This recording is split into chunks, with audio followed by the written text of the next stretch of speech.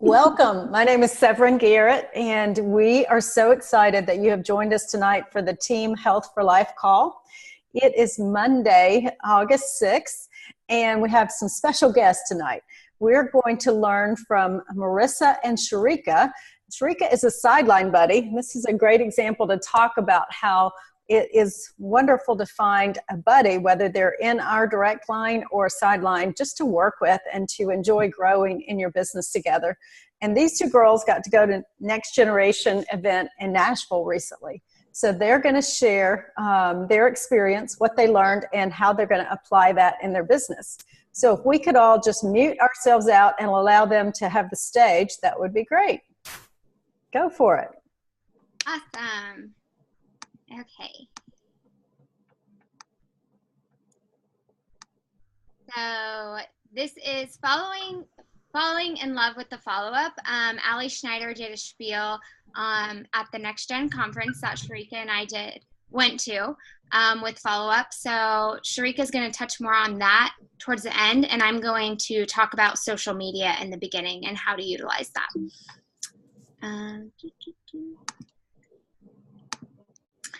So one of the big takeaways that I listened to in Next Gen was the whole I Shift movement. That was very prominent throughout the weekend. So they just talked about shifting your mindset, from shifting your dreams so that they're so big that they don't feel real, but then still chasing after them and playing, allowing yourself to imagine the biggest thing that you could. And we had a lot of fun. We did a little activity with our table over that. And it was a lot of fun to see how everyone's different mindsets could just explore and really broaden their sense of engagement and what the business could bring to them. So it's about getting outside of your comfort zone and dreaming big. Also, I really liked this quote from Chris Cotton. He was a speaker. Him and Nikki Cotton were his wife. And they're, I think, in their 60s. They're a little older, but they just had some amazing things to bring to the Next Gen. And the quote from him is, "You have the capacity to get paid for the rest of your life based on your next conversation." And that really stood out to me because it helped me get out of that fear mindset of talking to people. I think we all know that in this business, we have to talk to a ton of people. We're not going to get to reach our goals if we're not reaching out to others and sharing what we know in our education with Juice Plus. So that really helped me to realize, oh my gosh, one person can really make a difference. And they could be the next team member that sets you off in your business. So I really appreciated that quote from him. And then shifting your mindset from fear to love. Billy Leonard really touched on this one too.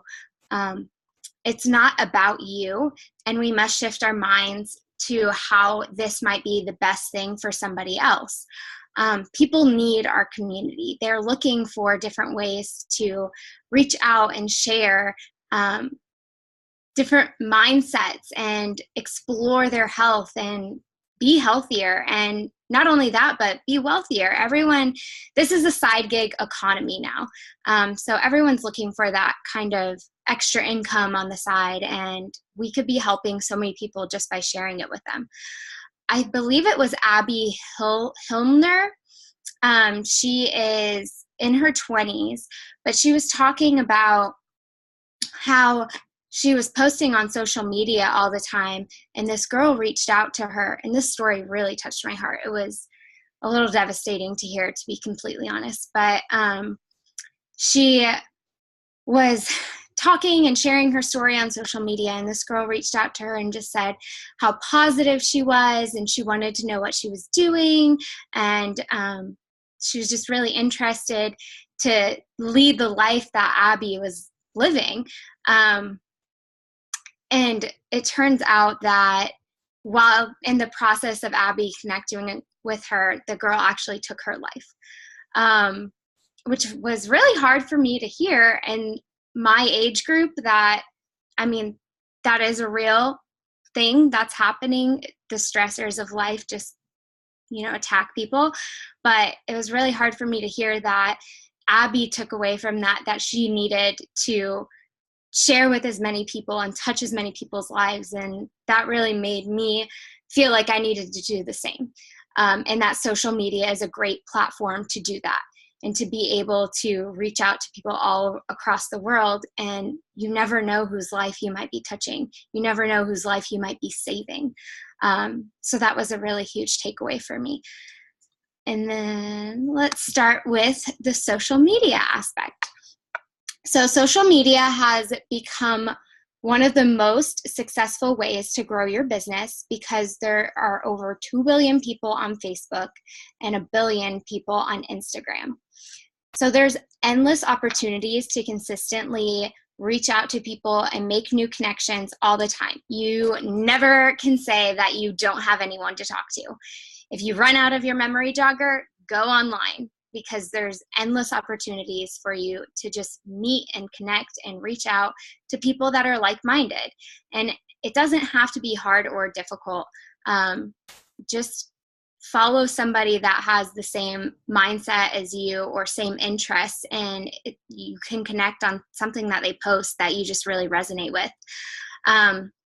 So they were talking about people that you reach out to that you don't even know. And so you'll just basically how to do this and to feel more comfortable, because it's hard to reach out to somebody that you don't know, especially on social media, because you've never had any sort of introduction. A lot of times you may not even have mutual friends, so you don't have any idea really about their life other than what they're posting on social media. But the trick is, I guess, to spark up a conversation based on something that they post. And most posts have some sort of commentary, so you can take away their words and form that into how you connect with them. And then aside from just creating a relationship, we also have the ability to just straight out ask people to join our mission or learn more about our product, because it's so fascinating and so great, and we want to share it, of course. So here's a little blip on how you could do that with verbiage. Oops, sorry.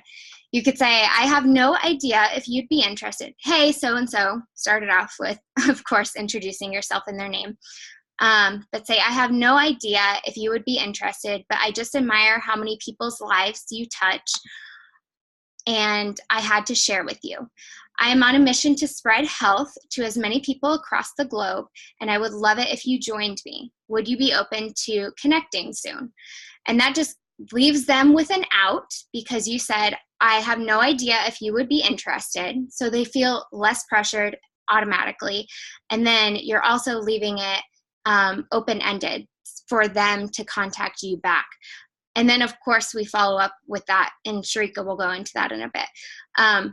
But also, I love the word open, because most people don't, we learned this too if you were at the Pajama Regional, most people don't want to be closed off to an opportunity or just seem closed off in general, especially people that are high influencers on social media and have a large audience. They want to seem like they are engaging with people. So most of the time I feel like you would get a response with that.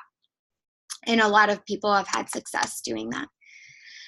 And then another thing is make sure that you're using social media instead of being on social media.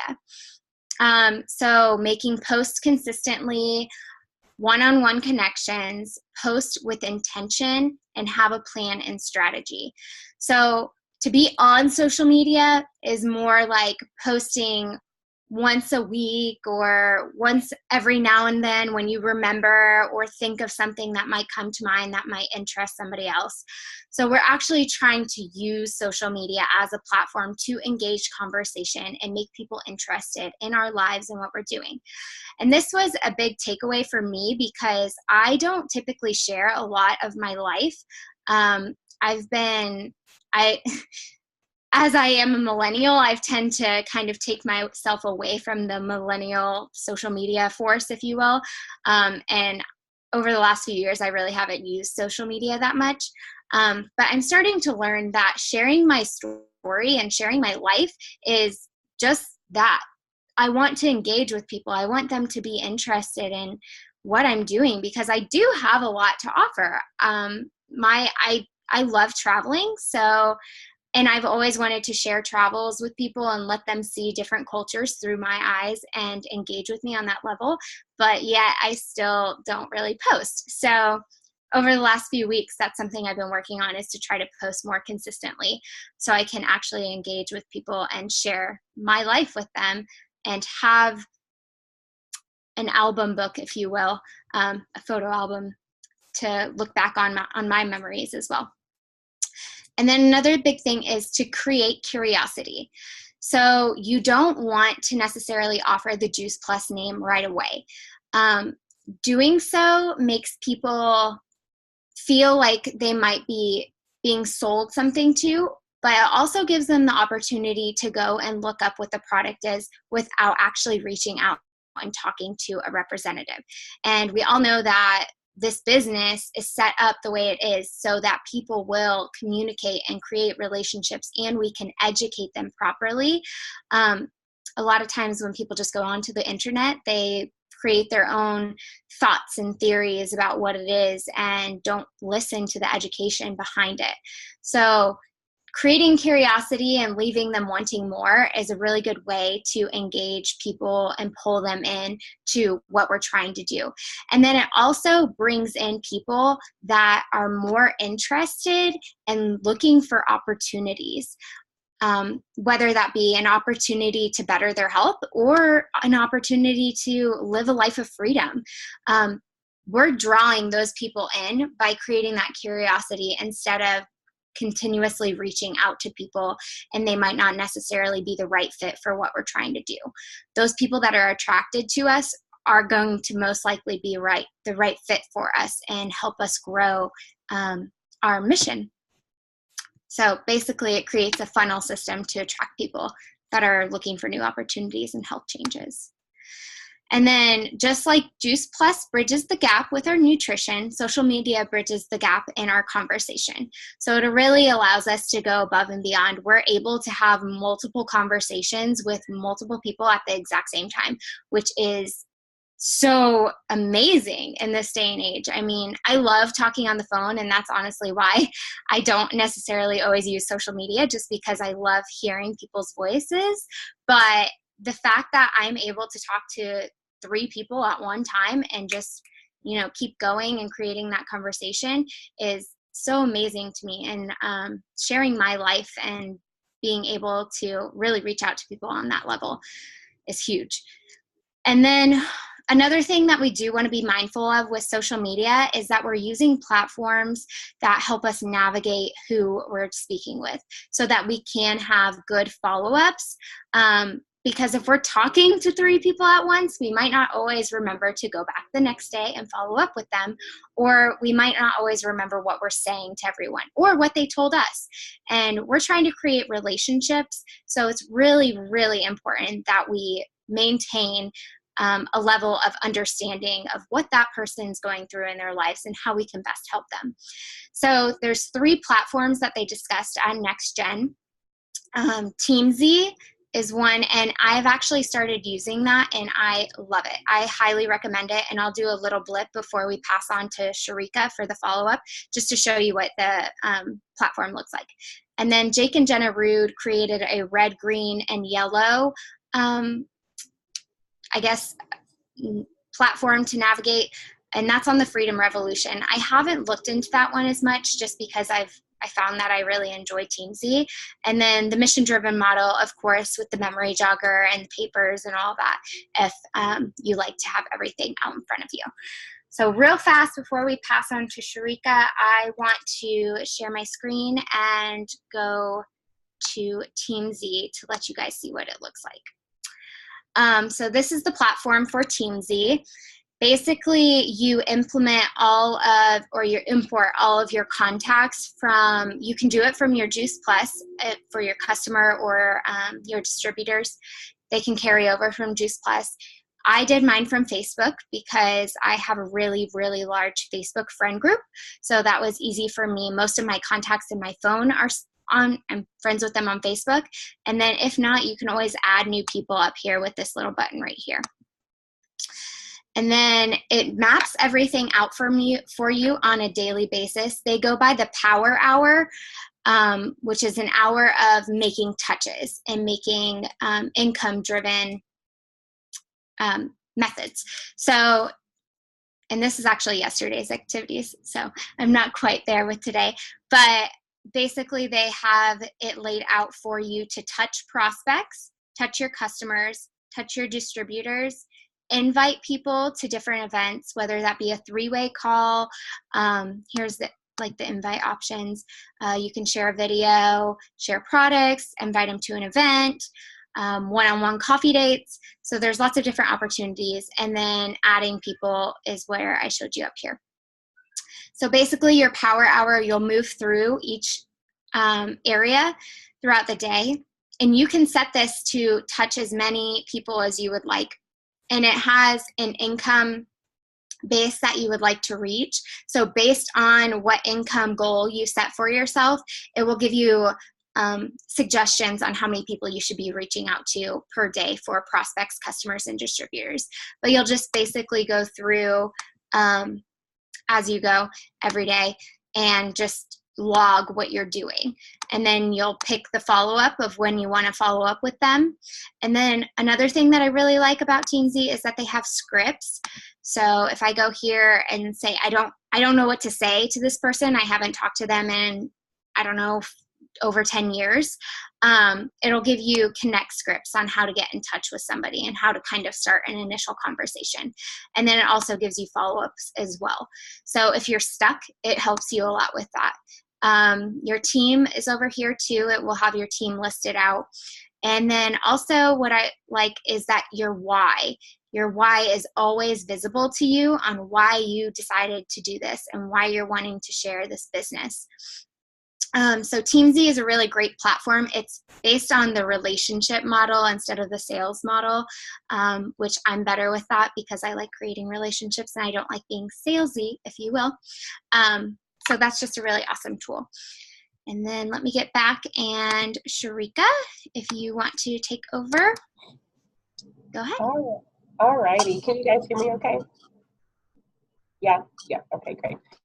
So I really like that Allie talked about the falling in love with the follow-up. And that I heard the title and I thought, oh, I need to listen up because I am not great with following up with people. And she introduced that by talking about the one and done. So how many of you have shared their product or the business with somebody one time, they didn't respond, and you never reached out again? Show of hands, anybody? Am I alone? I've done that many a times. And I'm sure that many of us have been in that situation and we're tempted to think that maybe they just aren't interested. And I love that she said this on stage so confidently and boldly. Everybody's interested. We have fruits and veggies in a capsule. Everybody's interested in that. And what she followed that up with, we just have to get them the right information at the right time. And so I said, that was a new thought. I hadn't thought about it like that. And so the shift for me was thinking too, and this is kind of a spinoff of the quote that Chris and Nikki Cotton did, but that shift to thinking that you can impact 1,000 lives in your next conversation.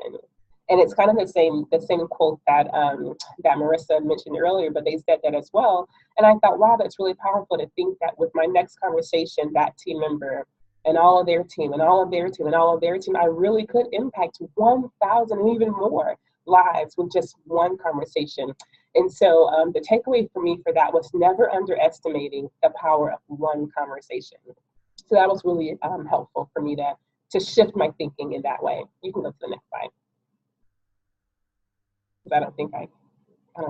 Okay. So this was also very true. Oftentimes we fail to follow up because we fear we will come across as being pushy. She said that and I thought, oh my gosh, that's absolutely me. I don't want to seem pushy. These are my friends, my colleagues, and I don't want to make the situation awkward. And so she identified a way to follow up that comes across as professional and takes the pressure off of you and your potential team member. And so a couple of things she highlighted: when you've reached out to someone, whether it's via text message, Facebook, a voicemail, and they don't respond, to not take offense, but instead do a couple of things. So one, offering grace, just extending grace, giving the benefit of the doubt, and understanding the noise in that person's life. And she had us to just jot in our mental space right then and there what the noise is in our life. So if you take a minute, think about what the noise is in your life. And for me, I put that's my husband, that's picking his clothes up from the cleaner, getting his meals prepped. That's my son cleaning up toys and changing, my household responsibilities, friends, family. So think about the noise that you have going on in your life. It may be work, it may be a spouse, it may be children, maybe laundry, you may have a, commitment at church, whatever the thing is. We all have noise in our lives. And I can attest to many times that I have gotten a text message from somebody or a phone call or an email, and I looked at it and glanced at it and I thought, oh, I'm going to text back. And then I got pulled into a different direction and wasn't able to respond. And it's like once that notification is gone, it's like it never happened. And so days can go by with me not responding to that person. And so the first time you reach out and someone doesn't respond back, give some grace, give the benefit of the doubt, and understand the noise they may have going on in their lives. They probably, a lot of times, may not be rejecting you right away. Maybe they're busy. Maybe they were in the middle of a meltdown with a toddler in Target or whatever the case is. So offering some grace and giving them the benefit of the doubt. You can go to the next one. You can go to the next one. Okay, so into the nitty-gritty, how to follow up and not make it pushy, but professional. So the first thing she mentioned is to give people an out. And I love that Marissa mentioned that earlier because it's a great segue into this. So let's just say you had a 3-way call scheduled with Amy. Maybe you mentioned the business to her and she said, yeah, let's chat. And you said, okay, let's connect on Tuesday. Great, you're gonna maybe do a 3-way call with your upline. And she didn't connect, she was a no-show. And so here's the sample script that she gave. And I love in Next Gen, they gave a lot of verbiage for us to use. And honestly, I think one of the ones that Marissa shared, I used that verbiage exactly with a prospect maybe a week ago, and it worked great. So I love that they're giving verbiage. So for here, Amy was a no-show to your 3-way call. You can say something like this. Hi, Amy. Sorry we didn't get to connect on Tuesday. Please don't hesitate to tell me no on this if you don't think it's a good fit for your family. It's not going to hurt my feelings at all. This is all about you and your family. I'm just the messenger here. So right away takes the pressure off. They know you're not going to be offended or your feelings aren't going to be hurt if they say no. And so we have to shift our thinking again from being pushy to professional. And she thought she kind of tied in the other areas in your life where you interact with vendors or businesses, your doctor's office, whoever. When they don't follow up, if you call and say, oh, hey, we're going to meet on such and such day, and they don't show or you don't show, they're going to call and follow up. That's a professional thing to do. So we have to shift our thinking from our following up is not being pushy, it's being professional. And the second bullet is shifting our thinking from the idea that we're bothering people to that we're caring about people, right? We care about you so much that I want to follow up. I want to keep my word and follow up. And then the last shift was shifting your thoughts from what others think. Well, is she going to be irritated or is it going to be awkward or she's going to think I'm just trying to sell something to her, to what's in it for them. If you are thinking from that point of you care so much about this person's finances or their health or them being able to stay home with their kiddos, you're caring about them and what's in it for them. So you have to shift your thinking from it being about what they're going to think and what's in it for them. You can go to the next one. Okay, another great verbiage. So let's say you reached out because she missed your 3-way call and she didn't respond to that. So another response and verbiage. And I was really grateful for this because sometimes I followed up once and then if they don't respond, then I'll let it go. And so I love that she's given us an extra step to follow up one more time. So she said, hey friends, you are totally ghosting me. Smiley face. It's all in fun. We're just kidding. It's absolutely cool if now isn't the time for you to get started with Juice Plus. Seriously. Don't worry about telling me if it's not for you. However, I know you said you were ready to make these changes with your family. So I'm just trying to be a good friend and follow up. Let me know what you're thinking. And so I love a couple of things she did there. One, she kind of broke the ice. She kind of made it a kind of a joke out of it, said, "Oh, you're totally ghosting me." She put a smiley face, so it wasn't really serious and, business or corporate like. It was very playful and friendly. And she didn't just stop at, "Let me know if it's not for you, no worries," which I normally stop there. She went on to say, "However," and then plug in the reason the prospect told them they were interested in the beginning. Most times they'll tell us, "Yeah, I really want to get healthy. I have diabetes," or, "My mom is sick," or whatever the case is. "I really want to be home. I need some extra income." They'll give us a reason most times. And so to weave that into your follow-up and just remind them of why they were interested at the beginning can be really powerful, I think. And she mentioned that in her experience, a very, very, very high percentage of the time, your prospect will respond if they know you're not caught up in the outcome. So once you say, "Hey, I'm totally fine, no worries, just let me know," and they know there's no pressure there, most times they'll respond to that. And the next screen, I did want to include her response because I think this is something probably that most of us can relate to with friends following up after we followed up multiple times. So you can go to that next screen, Marissa, thanks. So this is her prospect's response. And I thought it was really enlightening to what the noise that she had in her life at that time. She says, "You are a good friend and I suck. The month of June is super busy for me and I just didn't have the time to watch the dang video. And I didn't want to keep getting back to you saying I hadn't watched the video yet. Coaching 2 sports now, teaching college English, and going to all of my friends' activities, I could just not find the time. So I don't know if I would be a good team member for you after all." But she didn't stop there. She said, "Can you just bear with me for a few more days now that it's July and let me watch it? I know I suck and I didn't mean to ghost you. I just really thought I would get to it, but instead I kept falling asleep." And so I think that's a great example of one, the noise that people have in their lives. I mean, she had a lot going on that was keeping her probably from watching that video. And I think it just shows the heart behind it. She wasn't offended. It wasn't awkward that her friend had reached out multiple times. She was very, it seems appreciative that she did reach out. She says here, "You are a good friend and I suck." So I think she was very open to that. And so I think we'll find, like she said, if we are able to continue to reach out in a way that takes the pressure off, that's genuine, and we can kind of weave in the reasons they wanted to get involved in the first place, I think that would be very, very helpful. And just one last thought before we leave. So obviously we both got a lot from Chris and Nikki Cotton. But this last quote that was just really helpful for me, and I cannot let it go. Says, "The place where fear meets trust and fear dissipates, all that's left is love."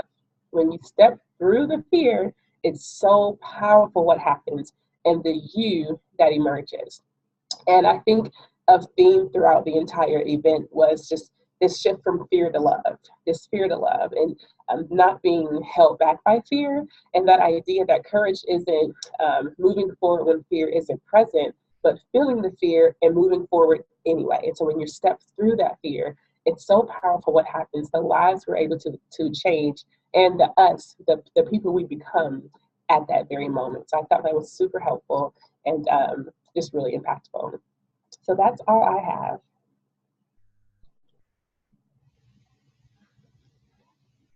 Anybody have any questions or comments?